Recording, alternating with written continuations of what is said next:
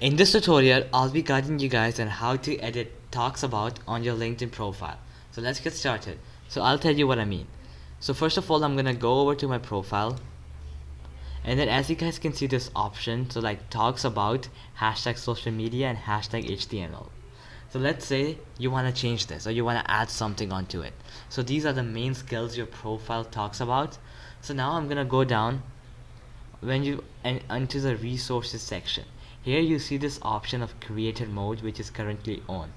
So you're gonna click on this option, and then you'll be redirected to a page like this. Here you can see your profile topics. So now you can add up to 5. In my case, remember, you could see that there was social media and HTML. So let's say I want to add another topic and I want to write to video editing. There you go. And now I'm gonna click save. So now I'm gonna go back to my profile and I'm gonna show you the updated talks too. So now as you guys can see, talks about HTML, social media, and video editing. So that's how you edit talks to section on your LinkedIn profile. So alright guys, that'll be it for the video. I hope it helped you out, and I'll be seeing you guys next time. Peace out.